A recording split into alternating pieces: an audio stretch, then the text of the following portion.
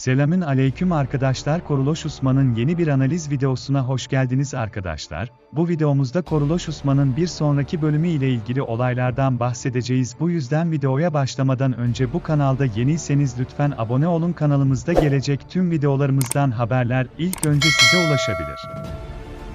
Arkadaşlar, ilerleyen bölümlerde Moğollarla savaşmak yerine tüm reisler geri çekilip Moğollara vergi verecek ve böylece Moğol Sultanı Alauddin'i öldürüp Sultan Mesud'u tekrar tahta oturtacak ve ardından Moğollar Kuruluş Osman'dan çıkarılacak ve ardından Osman-Bizans kalelerine doğru ilerleyecek.